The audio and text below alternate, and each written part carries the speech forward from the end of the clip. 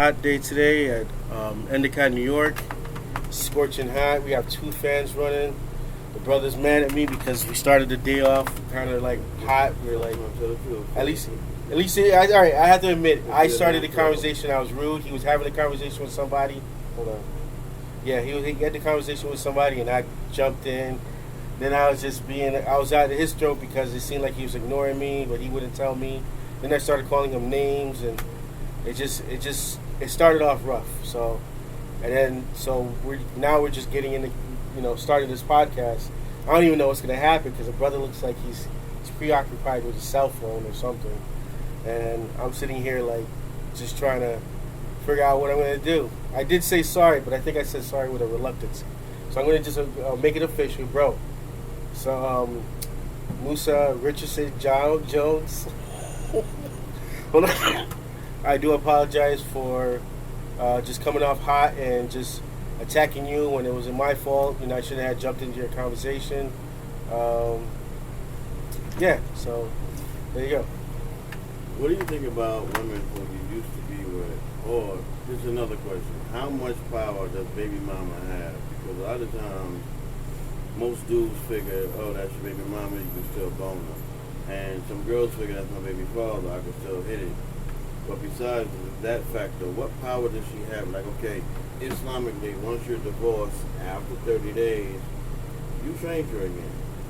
But even that, can you imagine running into your ex-wife, covered, all the sunnah on, and you're like, well, they go. But in your mind, so you're thinking, dang, I remember all the things we used to do, the fun, halal things. When we were married. But you're like, yeah, you kind of want to, but you kind of go, yeah, but I remember what made us get divorced at the same time. But you see, like, she's here, like, and you're like, it's a pleasure to see you.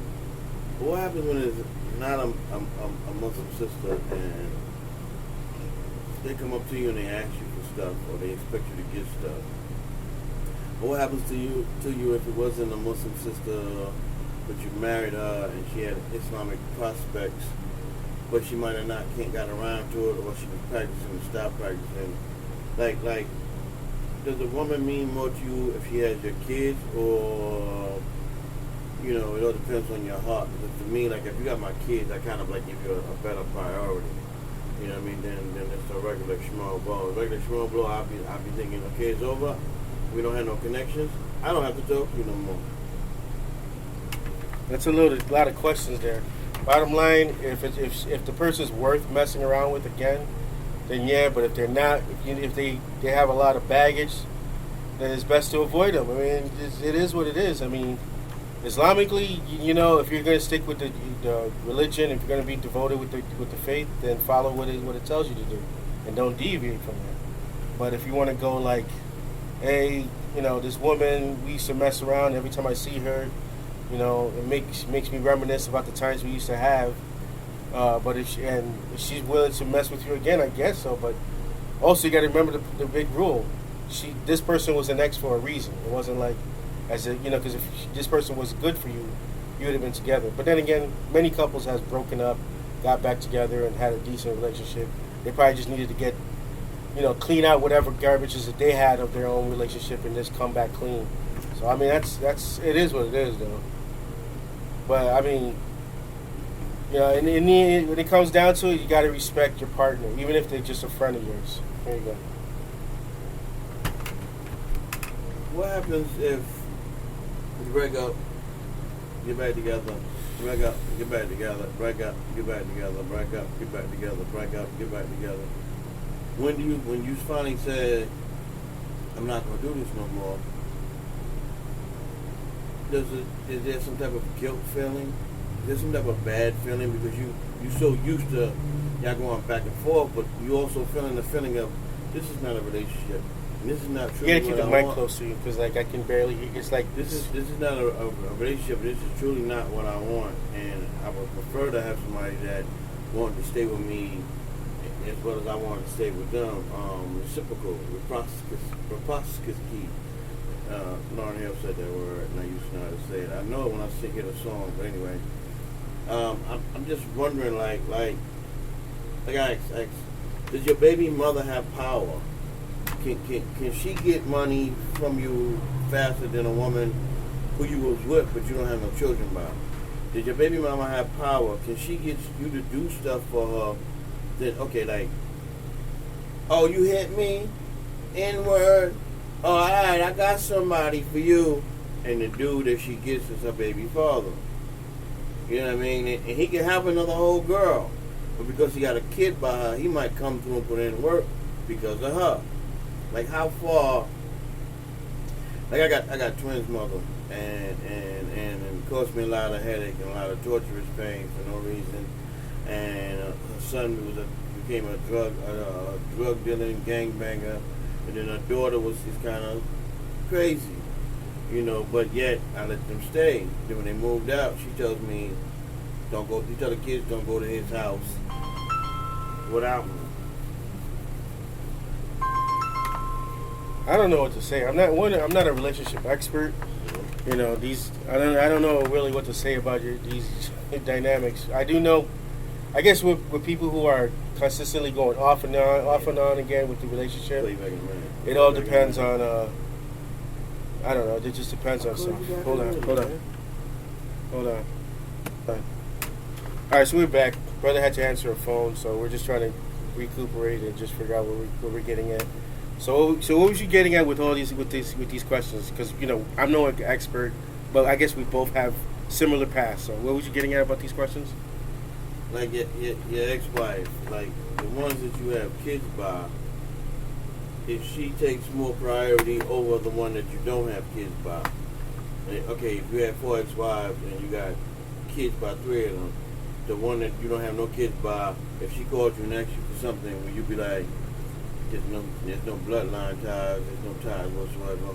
Or some people say, I know a brother that'll help his ex-wife out because that's just how his heart is. He just always helping his ex-wife out and stuff and things of that nature. And I'm like, you're not even married to her no more, bro. Like, what happened? But he was like, we divorced and it's partially my fault, this, that, and the other. And I'm like, so if you felt guilty, did you feel guilty when you were doing what you were doing? Because if so, you shouldn't have did it. And that way you would be in a predicament. Yeah, but you can't turn back time. People do what they do, it's just like people, they get themselves in troubles. I think a lot of times in a relationship, it's one of those, it's a famous song I remember from, I think it was called Cinderella rock band. It's like, you don't know what you got till it's gone. So a lot of times, and I think other musicians played this song, had this title too. But I think what happens is that when you're in a relationship, you kind of like take it for granted. And then, you just really don't cherish it as much as you first got it. So sometimes you will tend to stray and do something wrong. Other people have done worse. Maybe they needed to change, and when they changed, they felt remorse for the things that they've done. You can't turn back time with the stuff that you've done, but I mean, helping someone out in the past that you kind of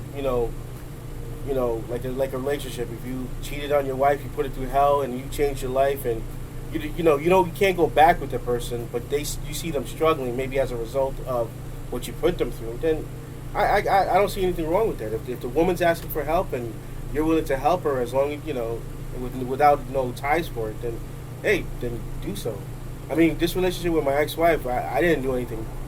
I didn't do anything wrong with my ex-wife. We kind of like, I'll be honest, it was kind of like she was just for the streets, and I couldn't keep her. And to this day, I see her struggling. I just care for her because she's my baby, my child's mother, and I have a mutual love still for her. I think in the end, it just becomes, if you still have love for the ex-person, I don't see the problem with it. So if you don't see the problem, why won't you help her if she needed help? Or would you help her if she needed help? If you're trying to be... Okay, so just to flash forward, my ex-wife just recently called me and she said she was going to... Think about that. All right, well, yeah, if still, because it just seems like I really... You have to have a context with this question. Like, would you help her? It depends on the person, okay? If we don't want to talk about our past, if the woman seems to be like she ain't doing anything, say if she's on drugs, heavily, drug user, I would say I would hesitate to help the person only because you might be literally feeding that fix that can, kill them. That could kill them. So, the best thing to do is what something my parents always told. If you see somebody, an addict, wanting something from you, Instead of giving them money, buy them the food. Stuff like that. Things of that nature. But it's also depends on the person themselves. I mean, it could be like maybe if you give them $20 and out of the $20, $10 goes to whatever their kid is, they probably had with somebody else that they're left alone with, and the other $10 goes to drugs. I don't know, but at least I don't know. It's a tough question on that kind of part. It depends on the person you're helping. I understand. How you doing? Hey. All right. All right. So we had to pause because we had a customer. Mind you, this is a store. I didn't want to really talk about the location until we get a little bit more established. So we were doing a podcast in a store, and a customer walked in, and I figured, just handle the customer. We're probably going to jump off a conversation because there's some other information we wanted to talk about. This is what this podcast is. We're developing our skill, and we're also trying to figure out our voices and see where we're at. So I guess right now what we're talking about is hiring cheap labor and expecting. What is it? What are we talking about? Professional work. Hiring cheap labor and expecting professional work, as well as knowing the person who possibly has drug problems, and then get surprised that they probably stole some of the equipment. That's an interesting topic right there. Here you go. I know somebody that he hires people, but see the thing about here, okay, right now, my location is Endicott, New York, and a lot of these people all say they're trained to do enormous, excessive amount of things. And then you say, hey, you got any certification? Oh, no, but I was working underneath a master this or a master. And then they say, okay, well, being you ain't got no certification, I can pay you less. Which also can lead against code, which also can lead against probably a whole bunch of numerous of other things. Yeah. Because you not being none of that, even if he does have any of the skills, don't know if he's doing it right or wrong, because you expect. So now you hire, not you per se, you hire a person that uses drugs, and you know that sometimes he had a capability to be like, I'll be right back, and don't come back to like 5-6 hours later or the next day or whatever. Then you tell your friends to hire him out so he can make money because you don't have no more work for him. But now all of a sudden, some of your friends are saying, "Yo, I gave him money. I ain't see him no more. I gave him money. He stole my stuff." I mean, what do you do? Like, did that reflect on a person that vouched for him, or is that just solely says that don't hire a junkie? You should be a rule. To be honest with you, I think it reflects on even the people that hired him or people who recommended him, because they all knew the person. It's not like as if they didn't know who this person was. They figured they would get cheap labor. They figured they could take advantage of him. So they got what is it called? You get what you paid for. Yeah. And then also, and at the same time, they knew what they were dealing with. It wasn't like as if they. You hire somebody that walks off the street like, yeah, I know how to do this, I know how to do that, I just don't have a certification. But you don't know their history. You just took a risk. So it's, you're taking a gamble risk on any Joe Schmo that you're hiring for that. Because the person, here's another thing, you could have hired somebody that doesn't know nothing. You know what I'm saying? And then you get mad if you hire them to build the steps and then you fall down into it. You know what I'm saying? You don't know the credentials of the person. I mean, because I remember one person I just recently spoke to. And they've done various labor jobs, but they're not a master of it. But at the same time, we don't know the quality of that person's job. We don't know whether they did a job well done. Was it half-assed? Things of that nature. But, I don't know. These people, the people that hired this guy, now they're complaining that some stuff's stolen and that he hasn't finished the project. That's their fault. That's their fault. It seemed like that conversation got over. We both agree on. If you hire somebody, like, okay, this is my thing, and I don't know if it's because of my ethnicity, is that if I know that this person's on drugs and I got you working for me, you're in my house, I'm not taking my eyes off you. Yeah. I'm not. I'm standing by you. I'm talking to you as you do the work. I'm trying to have small talk. Hi, I might be trying to make you laugh to keep the time to pass, but I'm not going to go in my room and close the door where I might come out and be like, I don't know what he took. Because it's a great possibility he might have took something. You know what I mean? Because, you know, they so fast with it, because they so used to stealing, you have no clue. Okay, so now I want to go back. I've seen videos now, and I've seen a man come, and he had Burger King food for his kid. Wait, I wanted to say something about that okay. drug. We're going to go back and forth. All right, so what I wanted to say about that situation about the guy, they're keeping their eyes off of off of that person they hired. Yeah. I think it's a specific ethnicity. The reason why they see that they got the great hope, yes, so they're able to like, oh, he's trustworthy. Yeah. And I also think the ignorance of the people that don't know the effects of having an addiction. Some people don't know that an addict could be trustworthy to the point that they actually feel the addiction coming on. Yeah, or be trustworthy until the point where they're not. Yeah. And because they use drugs, most of us who've been burnt by them go, you're not trustworthy. Yeah. I mean, the addict is, in many ways, addicts become con men because especially if they have to steal and rob from you, stuff like that. What they're doing is trying to build your trust before they end up stealing. Before they rob the heck out of you. Yeah. So he trusts me. Oh, he just left. Okay, so yeah, boom, I'm going to go do this. Where you going? I'm thinking all of that. Yeah. So I mean, it is. I mean, that is the serious situation, though. Well, you're taking off your ring. You can't take it off. Yeah, my fingers swell. That's why I don't have rings like these things. And it'll fit, but it's snug to get off. Oh. And I gotta get a ring guard, and I don't know how much a ring guard costs. A ring guard? I don't have the money right now. All right, so you wanted us to go back to a man buying a whole bunch of McDonald's foods for what, a woman or something? So he comes to his baby mother's house, and he has a bag of McDonald's food, sandwich, fries, and a drink. She says, "What are you doing?" He says, "I'm bringing something for my son." "Well, why you didn't bring something for the rest of my kids?" And you hear him say, "Those not my kids." You can't come in here like that. So what are they supposed to be doing while she eating? He said, "I don't know. Tell them to come outside, and he can eat it while they're not around." She said, "Nuh-uh, you don't come here with food for one." He said, "All those other kids are not mine. Where their baby daddy at?" She said, "Let me see the bag." He hands her the bag like, "Do-do-do," and she throws the content on the floor. What would you have done? Or what do you think about that situation? Should he have brung for all the kids? Or because, okay, what if, we don't know what number his kid is. So what if the baby daddy before him tried to fight him? Or the baby daddy after him tried to fight? You know how dudes are about, a specific chick or whatever the case might be. All baby daddies feel like, I'm going to hurt somebody, I'm going to do this, do that, and the other. So, I mean, what would you think about a situation like that? Would you just be like...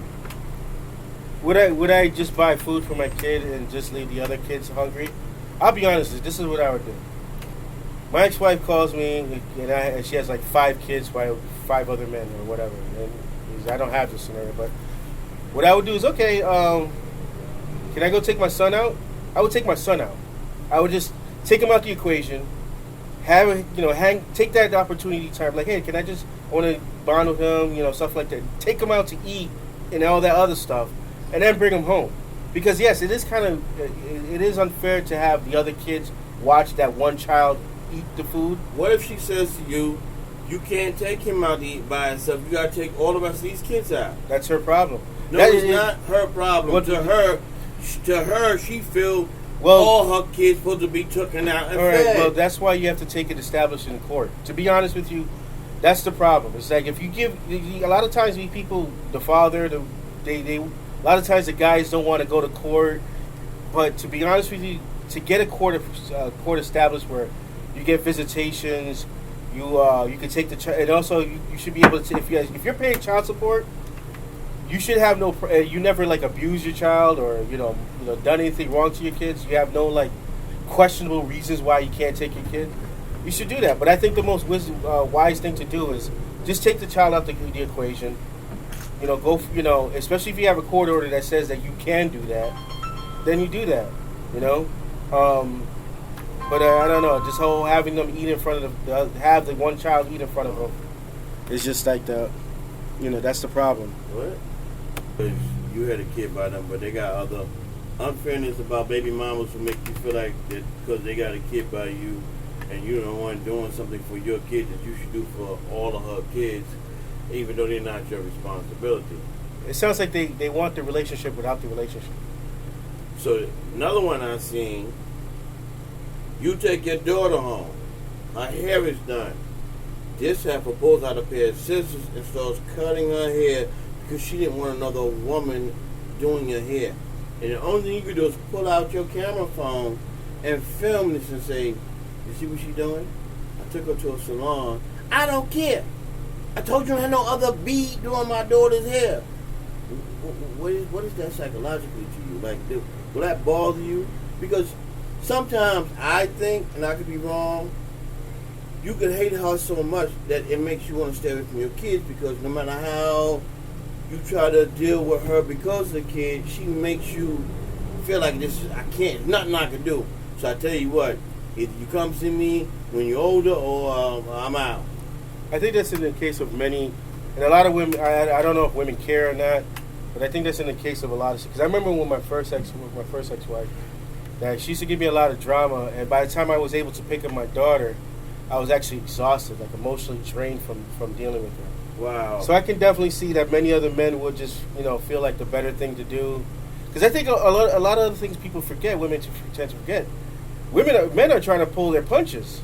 Sometimes some of the things that women be saying to these guys, they're like, the something that you say, especially in front of my kids, make me want to hit you or fight with you in front of the family. And it's very emotionally draining. You're controlling yourself from not either yelling at the person or striking the person, things of that nature. So to the point that, a lot of men will just be like, you know what, I'll see the kid when I can see him. But at the same time, you can't do that because then the child is left with all that baggage. A lot of times the mother will literally unload her problems with her about the father on the child. Yeah, so guys, again, what you need to do is just go to court, establish a visitation, get some kind of saying that you can get your kid whenever needed.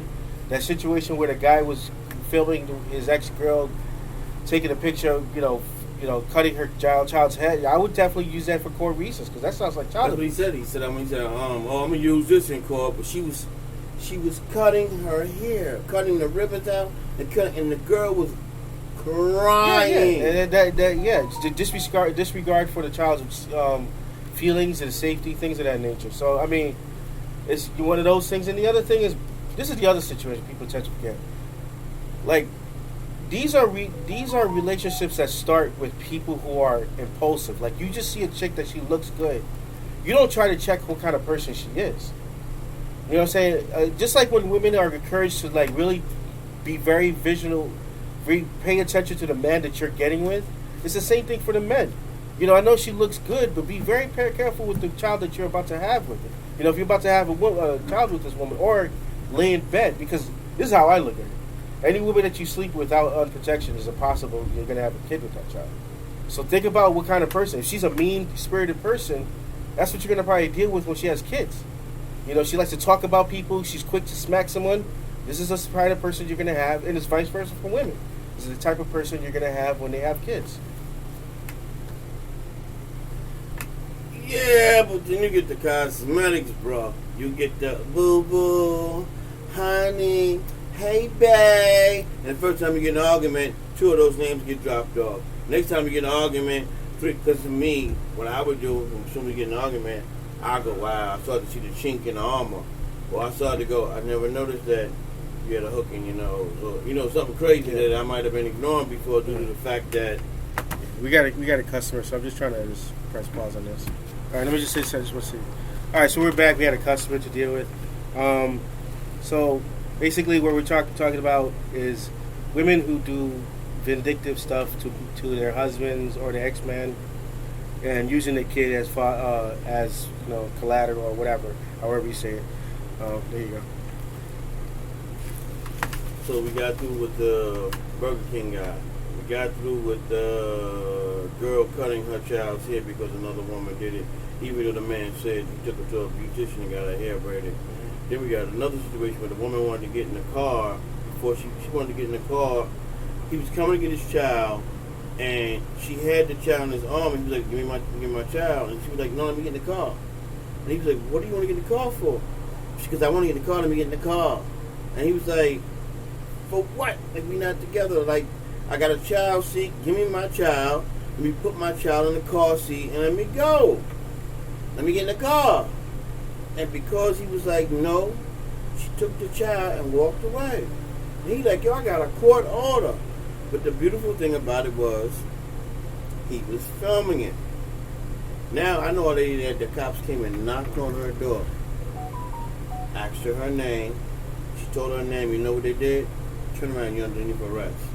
Because she was supposed to allow her child to go see the father, and she never did it.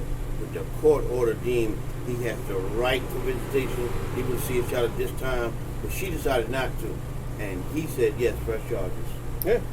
I mean, that I hate to say it, but like, for men have to protect themselves. I know it seems like a punkish way of doing it, but if you love your child and you really want to see your child and you have a volatile ex-woman, that's the way you got to do it. Because the other thing is like, okay, if you start retaliating and fighting with her, then the child, when they see you two arguing, they probably only see mommy's side because they're with mommy more often. Or you might end up getting so mad that you might strike her. You might do something that might look bad on you. The other situation, guys will get so frustrated that they don't want nothing to do with the child because every time they come near her, the woman is always, attacking them. And then so now the child is growing up without you. So the best even course is to just get a court order, get that established, pay child support. As long as you're doing your part as a parent and getting that reinforced, that person, it even goes on both sides. That person cannot take your rights away from you. You got to fight for your child. I don't see why people would want to give up on their child based on someone else's behavior. I mean, we have to also remember this is the person that you slept with. Obviously, remember everybody shows a small sign of what kind of person they are when you're with them. Whether they talk behind other people's back, whether they have ex-boyfriends where they were volatile with. There's always that kind of like knowledge that you get to find out what kind of person they're with. But even so, if you didn't see all this and all of a sudden you have a kid with them, and now you're surprised by their actions. I mean, if you want to stay out of jail, and you love your child. I hate to emphasize this again. Go to court. It's the best thing you could do. What happens if the court's not on your side? I would say be patient. Get a lawyer. Put some money towards a lawyer. Because at least with a lawyer you can kind of even up the situation. I don't know. Here you go. Okay, so I don't know if you know this, but everything you said, I can almost diagonally vouch for because of the fact that I was with somebody and she had stereotyped me, black men don't take care of their kids. And I'm thinking, why would you say that to the dude that's a single father raising his daughter by herself? Oh, I forgot that. Then it was, you ain't gonna see her until I wanna see her. So I kept saying, oh, you think I'm gonna fight your fight? You think I'm gonna be in front of your house? You're gonna give me my daughter, and yelling and screaming. I took you to court. And when you seen me in court, you said, took me to court? Yeah, because you trying to play power trip with a child.